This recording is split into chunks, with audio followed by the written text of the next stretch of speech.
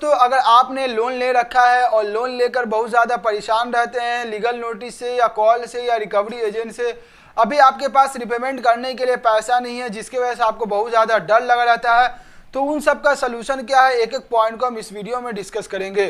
तो हेलो दोस्तों, स्वागत है आपके अपने चैनल लोन रिकवर इंडिया में। और आज इस वीडियो में हम बात करने वाले हैं लोन के रिलेटेड कि अगर आपने लोन ले रखा है और लोन लेने के बाद दोस्तों अभी आपके पास पैसा नहीं है रिपेमेंट करने के लिए, तो कैसे उन सब से बचें, कॉल से, नोटिस से और रिकवरी एजेंट से आपको कैसे बचना, उन सब से कैसे हैंडल करना है, एक एक पॉइंट को हम इस वीडियो में डिस्कस करने वाले हैं। तो इस वीडियो को लास्ट तक जरूर देखिएगा, स्किप जरा सा ही मत करिए।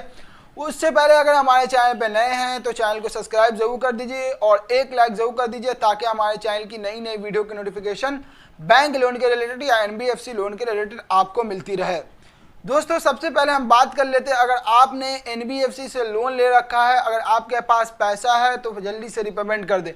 एनबीएफसी से या बैंक से किसी से भी लोन ले रखा है तो अगर आपके पास पैसा है तो जल्दी से रिपेमेंट कर दे, क्योंकि आपके पास पैसा होने के बावजूद आप उसका रिपेमेंट नहीं करते हैं तो आपका सिविल स्कोर खराब हो जाएगा। और एक बार सिविल स्कोर खराब हो गया दोस्तों तो इन फ्यूचर आपको लोन लेने में बहुत ज़्यादा प्रॉब्लम होगी, बहुत ज़्यादा दिक्कत होगी। आपको इन फ्यूचर की भी कभी किसी तरीके का लोन लेने की ज़रूरत पड़ी तो आपको लोन नहीं मिल पाएगा, क्योंकि आपका सिविल स्कोर बहुत ज़्यादा खराब रहेगा। और एक बार दोस्तों आपका सिविल स्कोर खराब हो गया तो रिकवर करने में सिविल स्कोर को बहुत ज़्यादा टाइम लगेगा, बहुत ज़्यादा दोस्तों आपको दिक्कत होगी। तो अगर आपके पास पैसा है तो रिपेमेंट कर दे, अगर आपके पास पैसा नहीं है तो दोस्तों आपका कोई भी कुछ उखाड़ नहीं सकता है, कोई भी दुनिया कोई आदमी आकर दोस्तों आपसे लोन रिपेमेंट नहीं करवा सकता अगर आपके पास पैसा नहीं है। तो अगर आपके पास पैसा नहीं है और आपको बहुत ज़्यादा कॉल आ रहा है, बहुत ज़्यादा नोटिस आ रहा है और रिकवरी एजेंट आपके घर भेजा जा रहा है, तो कैसे उन सबको हैंडल करें। कॉल आ रहा है तो दोस्तों कॉल को उठाइए, कॉल को उठाने के बाद उनसे बात करिए। और दोस्तों बात करने समय एक बात का ध्यान रखिएगा कि कॉल रिकॉर्डिंग ऑन कर दीजिएगा। हाँ दोस्तों, कॉल रिकॉर्डिंग ऑन कर दीजिएगा। और कॉल रिकॉर्डिंग ऑन करने का क्या फ़ायदा हम आपको बताते हैं।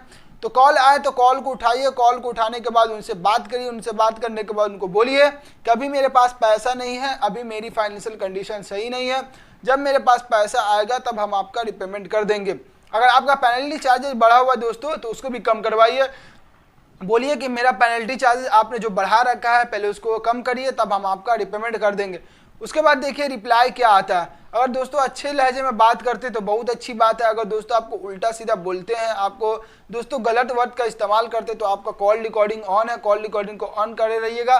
कॉल रिकॉर्डिंग ऑन रहेगा तो जितना भी वो गलत वर्ड बोलेंगे उतना दोस्तों आप रिकॉर्ड कर पाएंगे, उतना आपके पास प्रूफ रहेगा। उस प्रूफ का क्या करना है उसके बारे में भी आपको बताते हैं।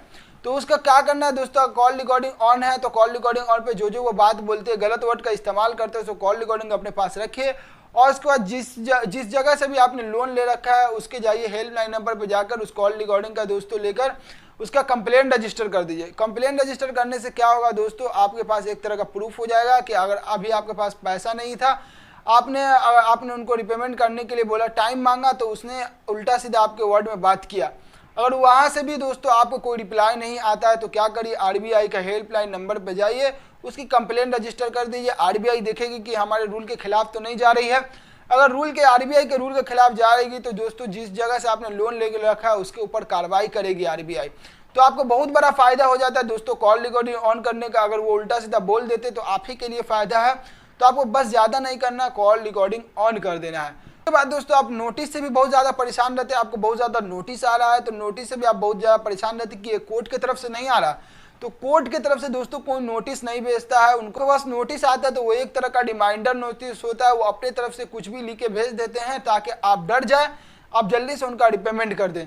तो आपको डरना बिल्कुल नहीं है। अगर आपके पास नोटिस आते हैं तो दोस्तों नोटिस को इग्नोर मारिए। नोटिस को अगर नोटिस बार बार आ रहा है तो उनसे कांटेक्ट करें, बोलिए आपको नोटिस भेजकर कोई फायदा नहीं होने वाला है, क्योंकि अभी मेरे पास पैसा ही नहीं है।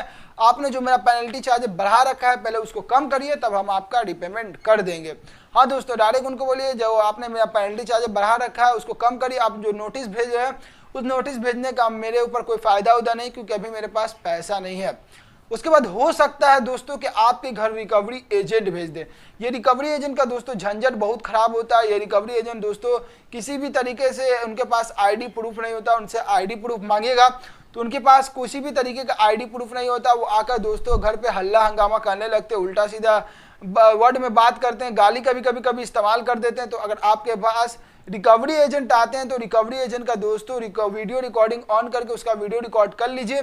अगर आपको गाली देता है या उल्टा सीधा वर्ड इस्तेमाल करता है दोस्तों तो आप उसको रिकॉर्ड करके उसको दिखाइए कि तुमने मेरे घर आकर गाली गलौज की है, अगर दोबारा मेरे घर आओगे तो हम तुम्हारे ऊपर केस कर देंगे। तो वो डर जाएगा क्योंकि उसके पास किसी भी तरीके का आईडी प्रूफ नहीं होता। अगर आईडी प्रूफ रहता है दोस्तों वो आपसे अच्छे से बात करता है, उनके पास उनको कमीशन मिलता है रिपेमेंट करवाने पे, आपका लोन रिपेमेंट करवाने पे उनको कमीशन मिलता है, इसी वजह से वो डर जाएगा, दोबारा आपके घर नहीं आएगा। तो आपको भी दोस्तों इन सब चीज़ों से डर लगता है तो हम आपको एक एक पॉइंट बता दिए, तो इन सब बातों का ध्यान रखेंगे तो आपको किसी भी तरीके की दिक्कत और परेशानी का सामना करना नहीं पड़ेगा। इन फ्यूचर आपको किसी भी तरीके की प्रॉब्लम नहीं आएगी। तो इन सब बातों का दोस्तों बहुत ज़्यादा ध्यान रखना ज़रूरी है। तो अगर आपके पास पैसा है तो रिपेमेंट कर दे, अगर आपके पास पैसा नहीं है तो इन सब बातों को फॉलो करेंगे दोस्तों तो आपको किसी भी तरीके की दिक्कत और परेशानी का सामना करना नहीं पड़ेगा। तो इस वीडियो को लेकर दोस्तों आपका कोई भी क्वेश्चन हो, कोई भी डाउट हो तो कमेंट में जरूर बता दीजिए। और आपने किसी भी और NBFC लोन एप्लीकेशन से लोन ले रखा है तो मेरा नीचे टेलीग्राम चैनल है, वहां से जाकर ज्वाइन हो जाइए और ज्वाइन होने के बाद हमसे कांटेक्ट करिए, हम आपको पूरी जानकारी प्रोवाइड कर देंगे। तो फिर मिलते हैं हम दोस्तों नेक्स्ट वीडियो में, जब तक के लिए गुड बाय।